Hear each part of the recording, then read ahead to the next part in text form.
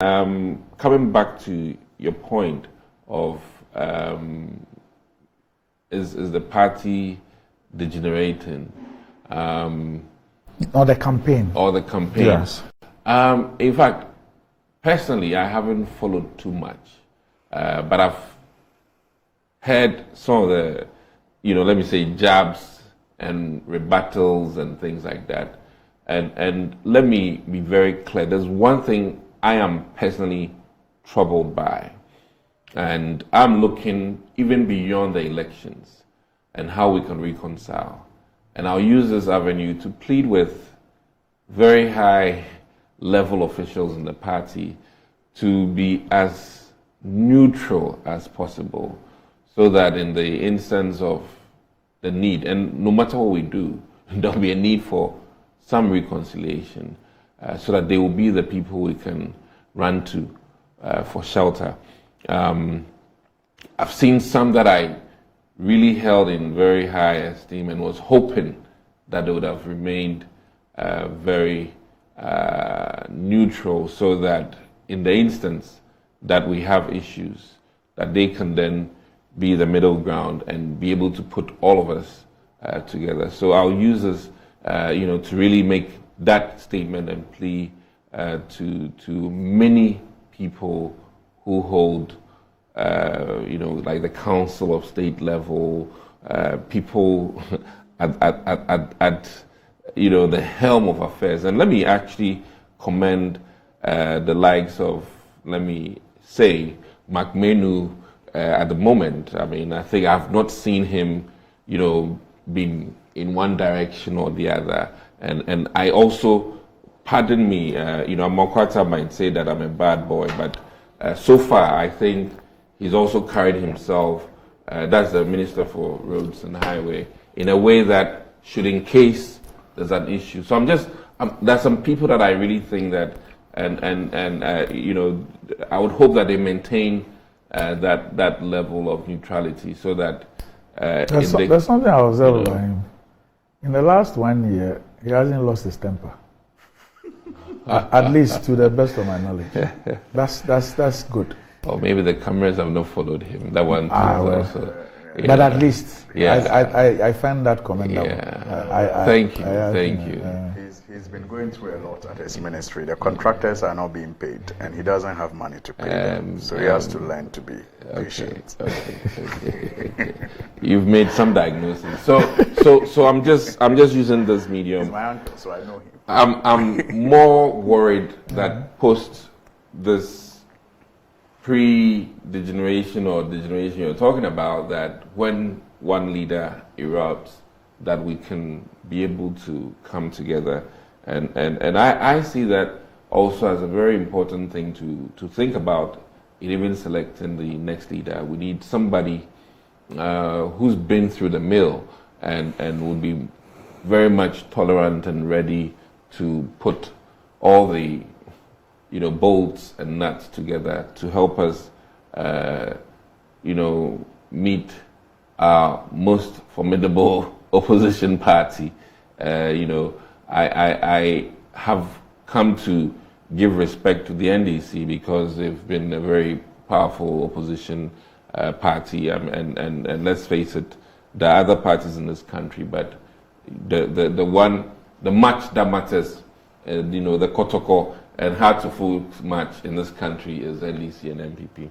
So these are my thoughts, and I would hope that also, so far, there's one thing I like about Alan's statement, that he has enough record. He doesn't need to damage somebody to make his record very clear. So I hope that all the other aspirants will also take a cue from that when you mount your platform, you speak to what you can do for the party and Ghana as a whole, and to reduce the points where we jab or say things that are very untoward. So this is my take on this. And what about the decision by National Council?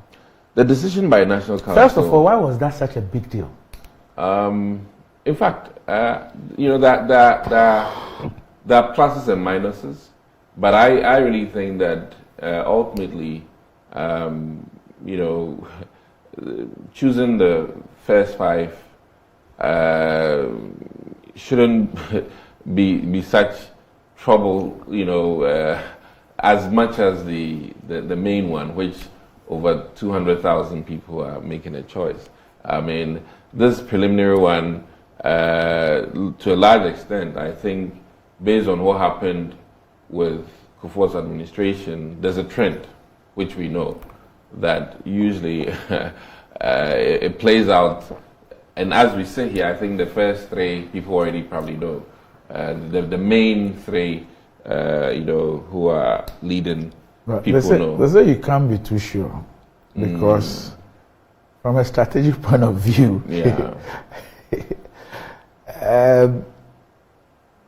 it is possible for threats to be pushed out. Well, I and that is why from a strategy point of view, if indeed somebody has the numbers, the required numbers that can ensure that certain people don't make the top 5, it will be part of their strategy. So it's not just about me making it, but it's also about me making sure that some other persons don't make the 5. Well, I see how that can play out, but our voters are now very sophisticated. That one if you're a politician and you don't come to terms with the fact that Ghanaian general voters are now very sophisticated, and as you adapt as a politician, they also adapt, and all aspirants have to be very careful. Sometimes if you're not careful, what you do on that day can just piss a lot of people off, and they'll go in a direction that you might not be very happy. And I think that it needs to be managed carefully. If not, chaos can set in, and then even the main election might be called off. I mean, and then we're in trouble.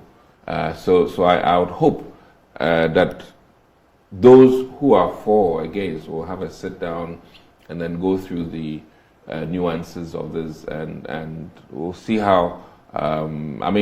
So we're really thinking about 16 voting locations as opposed to 1, and I know all of the aspirants are geared up. I'm sure they can provide 16 powerful operations on that day to counter any. It's like having 16 polling stations, and I really I'm of the opinion that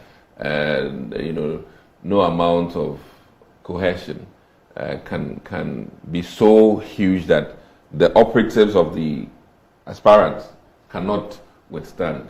And when it comes to elections, and the animal, the beast, when it comes to voting, the people take on a whole different form.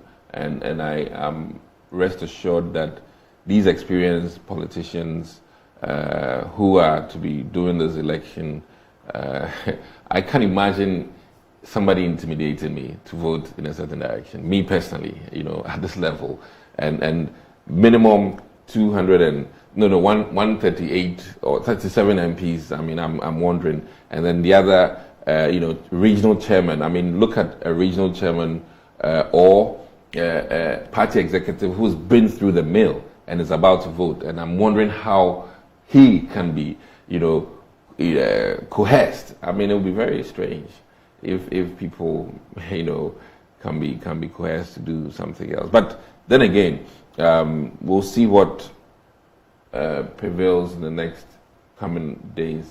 If the decision might be changed, or if it's still going to be done that way. I'm sure every aspirant has operatives, diehard people who can be there to make sure that the right things are done. So I'm not troubled at all. I'm not troubled at all. 16 stations, and currently with the way policing and electoral commission has been carrying themselves, I have faith in the system that no, as they say, no bugger wire can make any difference. So we'll do our very best. Right.